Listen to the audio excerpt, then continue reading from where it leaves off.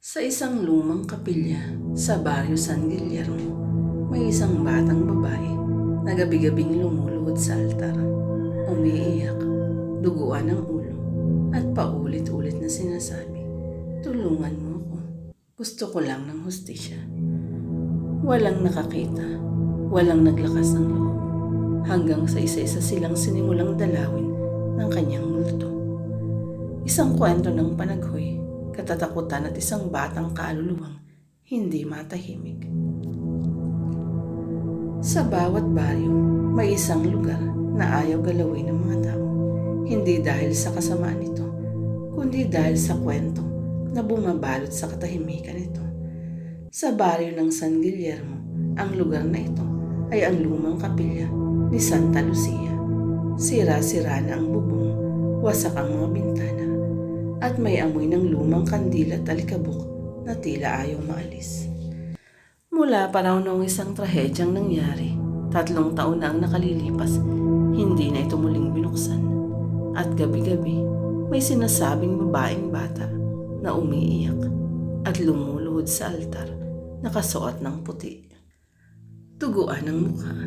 Ang sabi ng matatanda, kaluluwa raw ito ng isang batang pinatay sa mismong kapilyang iyon, at hanggang ngayon, naghahanap pa rin ng hustisya. Si Berna, 12 anyos, ay kilala sa baryo bilang ang batang may tinig ng anghel. Hindi siya mayaman, tanging ang kanyang inang si Aling Lydia ang bumubuhay sa kanya. Nagtitinda ng gulay at pilit na itinataguyod ang kanilang simpleng pamumuhay. Linggo-linggo, inaabangan si Berna sa kapilya, hindi lang dahil sa kanyang pagkanda, kundi dahil sa dalisay na presensyang taglay niya. Sa murang edad, marunong na siyang magdasal ng rosasyo, magbasa ng dasal, at tumulong sa paglilinis ng kapilya. Pero isang araw ng Sabado, nagpaalam siya sa kanyang ina na pupunta ng kapilya upang mag-ensayo ng kanta para sa linggong misa. "Saglit lang ako, inay. Babalik din ako bago gumabi," ani Berna. Lumipas ang oras, dumilim ang langit, pero si Berna ay hindi na umuwi. Kinabukasan, habang ang mga sakristan ay nagtutungo upang ihanda ang kapilya para sa misa, may naamoy silang masangsang na amoy sa likod ng gusali, at doon nila nakita si Berna, walang buhay. Nakadapa siya, duguan ang likod ng kanyang ulo, at tila hinatak ang kanyang damit. May mga marka ng pilit na pagkakahila sa damuhan. Tumili si Aling Lydia, hindi matanggap ng isang ina ang sinapit ng kanyang anak na parang ibinasura lang. Ilang araw ang lumipas, may mga bulong-bulungan.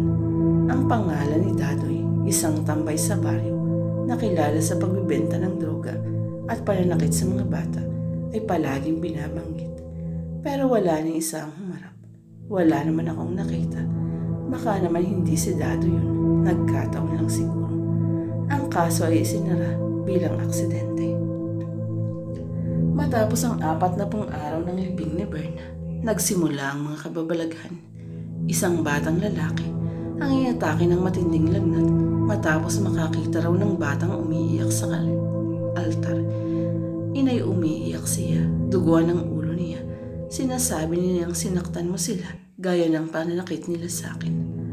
Ang matandang naglilinis ng kapilya, si Mang Celo, ay nakita raw na nakatayo sa likod niya ang isang batang babae habang nagwawalis. Akala ko, anak mo, Lydia, pero biglang nawala. Isang gabi, narinig ng mga taga-baryo ang awit ng ama namin mula sa loob ng saradong kapilya. Nang tingnan nila ito sa bintana, may batang nakluhod at umiiyak habang inaawit ang dasal. Pauwas ang tinig, puti ang damit, at may dugo sa ulo. Isang gabi, si Aling Lydia ay nagdasal sa altar ng kanilang bahay. "Berna, kung nandyan ka, pumarito ka sa panaginip ko."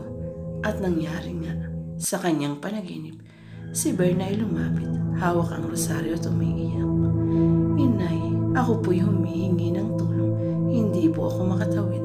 Hindi ako matahimik. Hindi lang po akong maaaring masaktan niya. Ilagtas niyo po sila." Nagising si Lydia na basang-basa ng luha. Kinabukasan, dumiretso siya sa barangay. Walang takot, tinawag niya si Dadoy. Isang gabi, habang si Dadoy nasa kanyang barong-barong at tumitira ng shabu, nagpakita si Berna. Tumigil ang orasan, tumahimik ang kapaligiran. Tumingin siya sa lamin, naroon ang bata. Nakatingin, umiiyak at nanginginig. Bakit mo ako pinatay? Sabi ko po huwag, tinakot mo ako. Sumigaw ako, tinakpan mo ang bibig ko, sinuntok mo ako, tinulak mo ang ulo ko sa bato. Bakit mo ginawa yun? Hindi siya makakilos, nanigas ang katawan niya. Kinabukasan, kusa siya nagpunta sa presinto. Inamin ang lahat, sakalang tuluyang natahimik ang kapilya. Isang misa ang idinaos para kay Berna sa mismong kapilya. Doon habang umaawit ang choir ng huling paalam, biglang humangin at may liwanag na pumasok sa altar. May ilang nakakita ng aninong bata, ngumingiti at tila unti-unting naglalaho.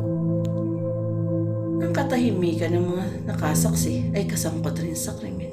Ang paggalingan sa kabataan ay dapat maging tungkulin sa buong komunidad. Mula noon, walang nangyaring kababalaghan sa kapilya.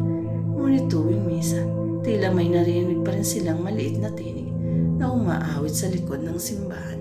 Tila tinig ni Berna na